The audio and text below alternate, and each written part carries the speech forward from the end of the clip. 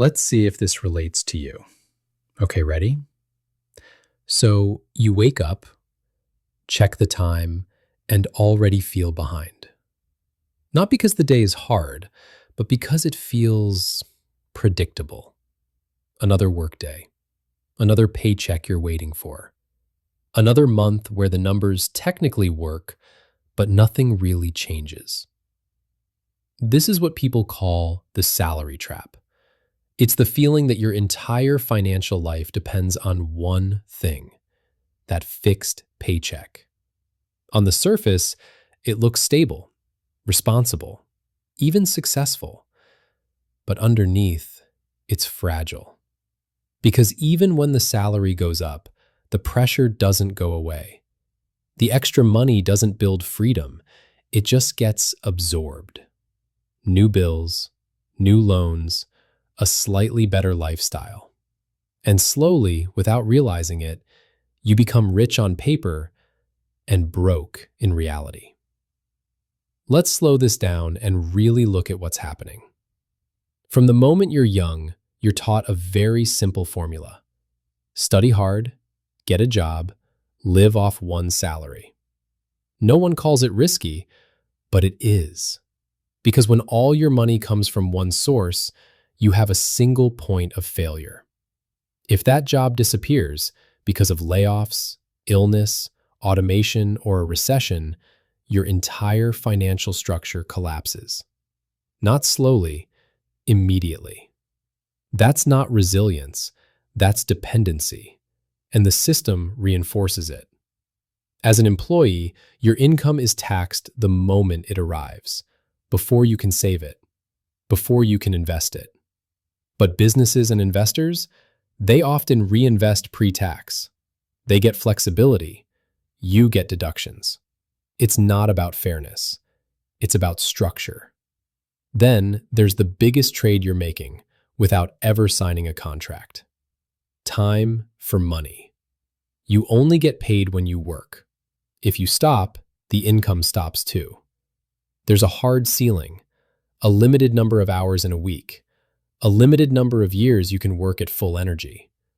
Meanwhile, people who own assets, stocks, businesses, real estate, royalties, earn even when they're not working. That difference compounds. A salary grows linearly. Assets grow exponentially. And yet, the job still feels safe. That's the illusion. Job security feels like financial security, but they're not the same thing. One layoff, one company decision, one economic shock, and the income you built your entire life around is paused or gone. On top of that, the traditional system tells you to wait. Work for 40 years, save a little, then enjoy life later. But later comes with higher healthcare costs, higher responsibilities, less energy. Freedom is delayed so long that many never fully experience it. And while all this is happening structurally, there's a psychological layer that makes it worse. Lifestyle inflation. When your income increases, your spending naturally wants to follow. You earn more, so you upgrade. A nicer phone, a better car, a bigger place, more convenience. None of it feels irresponsible, but together, they quietly erase your raises. You feel like you're progressing, but your net worth barely moves. Then come subscriptions. $10, $15, here and there. They don't hurt individually. That's why they work. Until you realize you're paying a small fortune every month for things you rarely think about. Money rarely disappears in one big mistake. It leaks out in small, normalized habits. And socially, this is encouraged. Success is framed as looking successful. Nice things, busy schedule, promotions. So when everyone around you upgrades, it feels risky not to. No one wants to feel left behind.